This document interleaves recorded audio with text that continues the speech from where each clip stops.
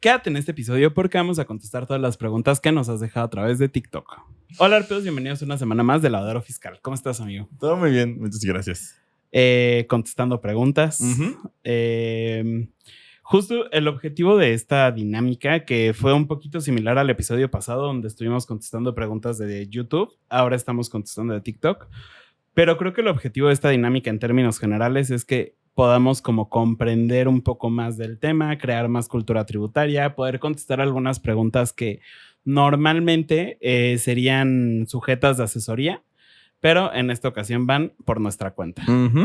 Entonces, si en alguna ocasión te gustaría como que contestemos alguna de tus preguntas, déjalas en alguno de los canales que tenemos, que siempre mencionamos miles, pero puede ser a través de Facebook, YouTube, Instagram, TikTok, Threads, Reddit y Spotify. Entonces, bueno, ahorita específicamente nos vamos a enfocar en TikTok. Mira, la primera que nos dejan es Alfredo Rodríguez y nos dice: yo pago mi tarjeta de crédito en efectivo porque a mi pareja le pagan en un negocio informal en efectivo. ¿Voy a ir a la cárcel? Tengo miedo. Lo primerito que siempre explicamos en este tipo de cosas es todos los procesos que pasan antes de que el SAT te quiera llevar a la cárcel. La pregunta o la respuesta más bien corta sería: no vas a ir a la cárcel en primera instancia, pero sí tendrías que empezar a tomar control de esta situación. ¿Por qué? Porque estás pagando en efectivo tu tarjeta de crédito que te coloca en un supuesto de discrepancia fiscal y aparte lo estás pagando con un dinero que no es tuyo. Entonces, para el SAT sí puede empezar a prender focos rojos porque justamente estás manejando efectivo y eso no le gusta tanto al SAT. Pero para hacer como un poquito más amplia esta explicación, básicamente, ¿qué es lo que pasa antes de que el SAT te quiera llevar a la cárcel? Por lo general van a tratar de acercarse a ti de alguna forma. Lo pueden hacer a través, por ejemplo, de buzón tributario, lo pueden hacer a través de que visiten tu domicilio y te dejen alguna notificación presencial. En caso de que no lo puedan hacer de ninguna de estas dos formas, lo van a hacer, de hecho, publicando tu nombre y tus datos desde su página, que es una notificación por estrados. Y esto va a ser una primera notificación donde te van a decir: oye, nosotros ya detectamos estas irregularidades, corrígelo. Si no lo corriges, entonces ahí sí probablemente ya se va a enojar un poquito más y va a tratar de contactarte de otras formas o va a tratar de ya ponerte multas tal cual, donde en la primera opción teníamos cartas, invitación o requerimientos, ahora sí ya irían multas. Ahí se puede dar un crédito fiscal. Y ahí sí ya pueden empezar ellos acciones como ir a tu domicilio, embargarte, pedirte que garantices el crédito fiscal con algún bien, etcétera. Pero todo esto pasa antes de que te quiera llevar a la cárcel.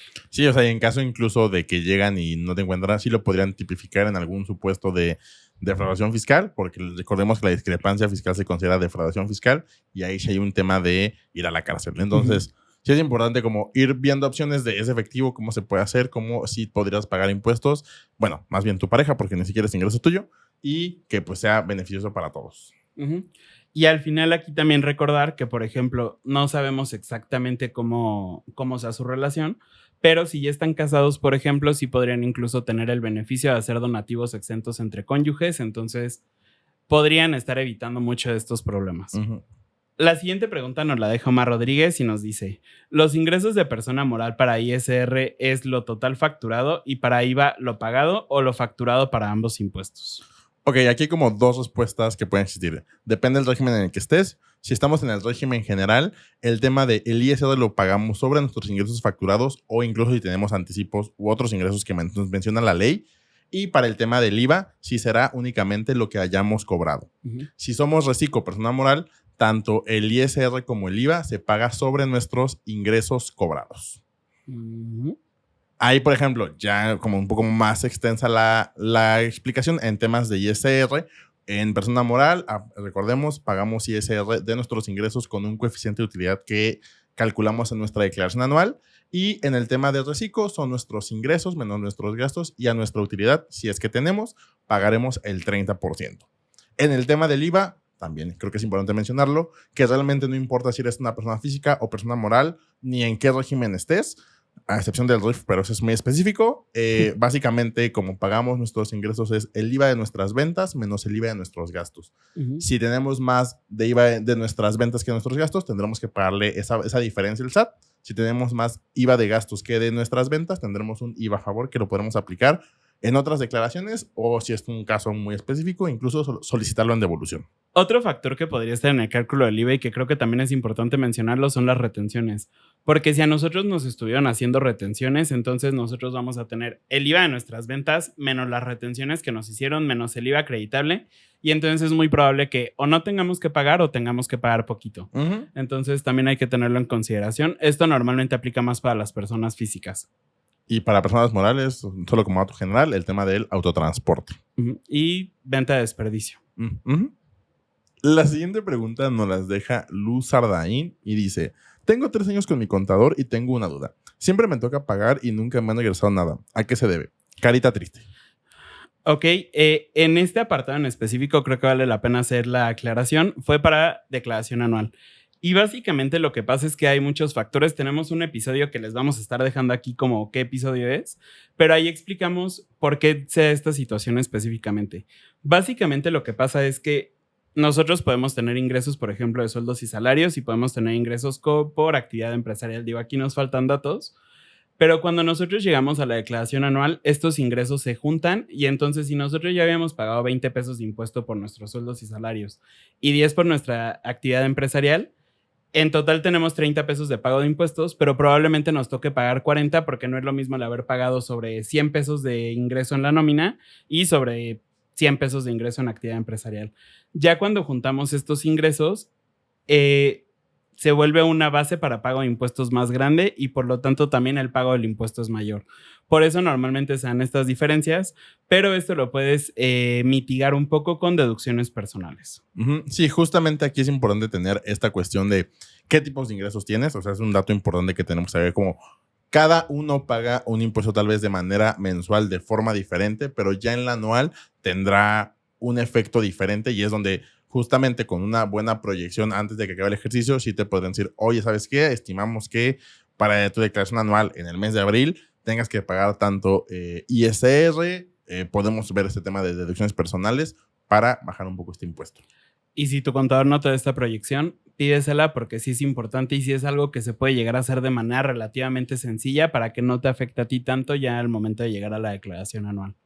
Bueno, creo que también otro punto que pudiera, digo, aquí como respondiendo a una otra opción que pudiera hacer, es que tal vez sí generes un saldo a favor, pero si tienes una actividad empresarial, tal vez tu contador la considera en compensación. Esto básicamente, ¿cómo funciona? En vez de que tú le pagues al SAT 10,000 pesos de ISR que tal vez sale en una declaración de abril, de mayo, él utiliza estos saldos a favor para que tú, en vez de que lo pagues con dinero, lo pagues con impuestos. Esa es la otra opción, pero aquí más bien sería revisar tu anual y veas qué aparece en ese último apartado.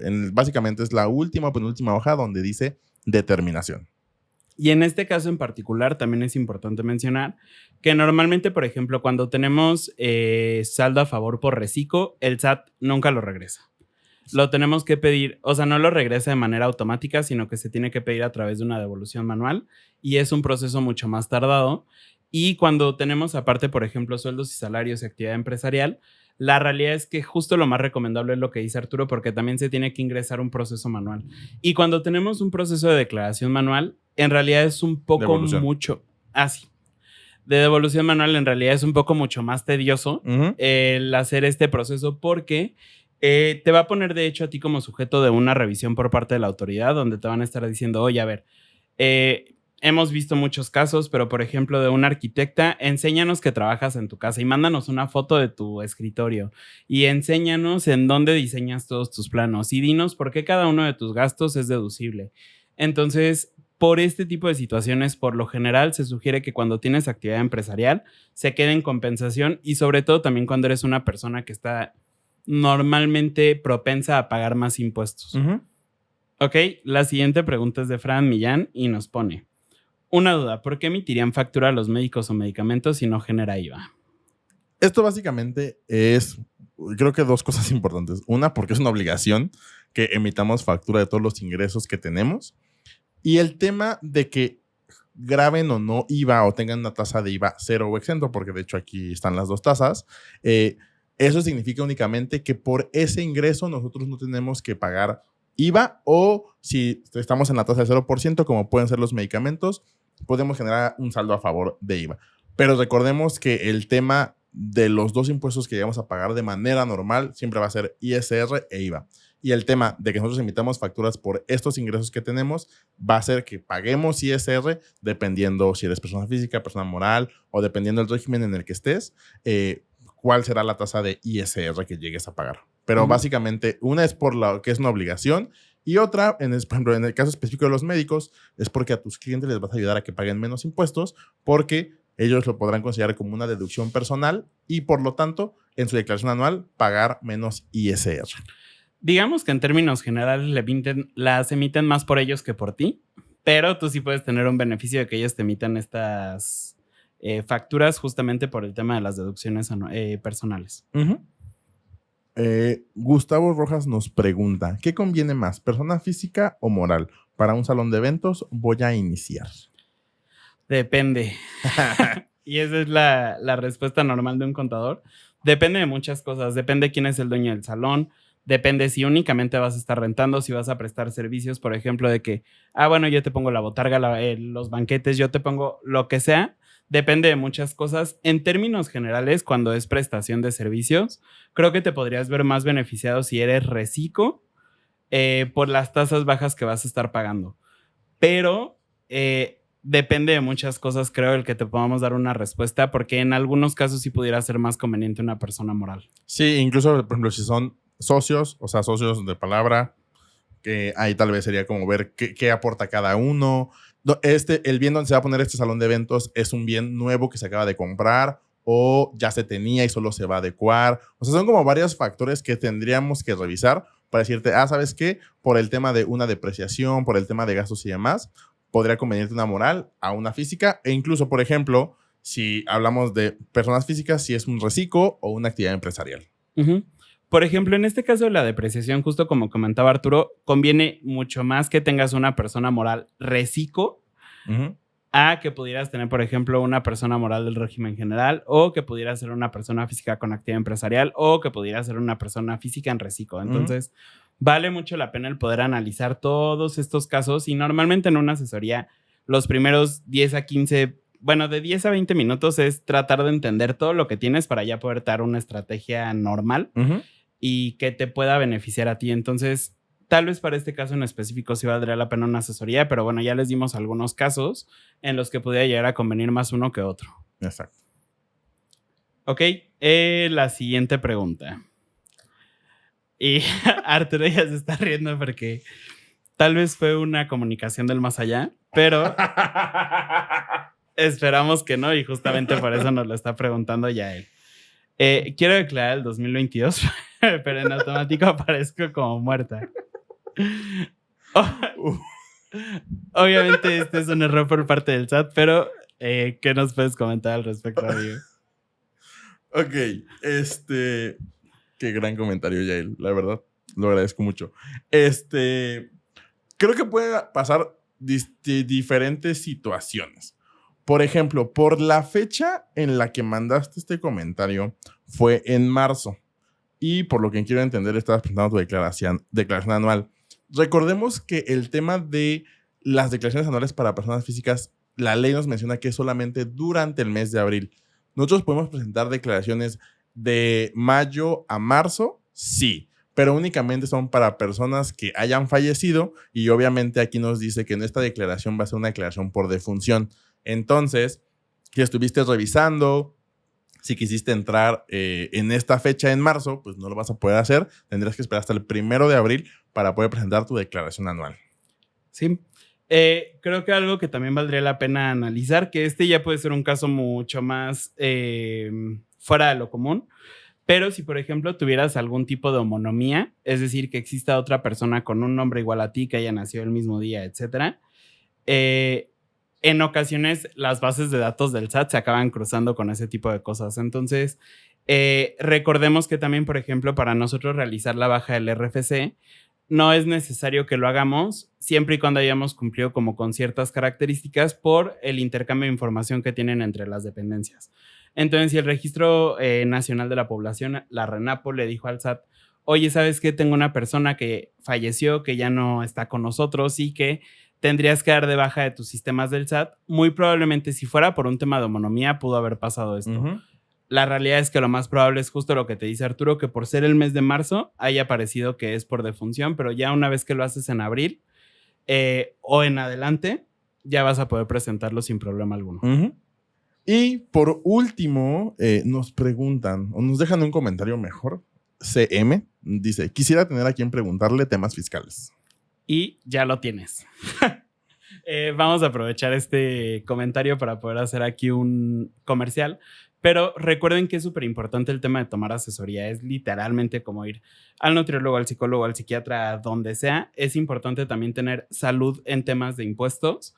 Y normalmente, ¿qué es lo que pasa en una asesoría convencional? Se hace un pequeño diagnóstico al inicio para ver como cuáles son todas las situaciones que tienes actualmente y posteriormente se te empiezan a dar estrategias que podrías empezar a implementar ahorita para ya tener una mejor cantidad de deducciones, para poder empezar a pagar menos impuestos, para poder hacer varias cosas enfocadas en ti mismo. O sea, cada asesoría es completamente distinta, incluso si es con la misma persona, cada asesoría es completamente distinta. Entonces, tengan esto en consideración, pueden agendar una asesoría de impacto fiscal a tu medida con nosotros, donde esta asesoría es la que tenemos especializada para emprendedores y tú llegas con tus dudas y nuestra chamba completamente es que te vayas sin ningún tipo de duda y con estrategias que ya puedas implementar hoy mismo en tu negocio para pagar menos impuestos.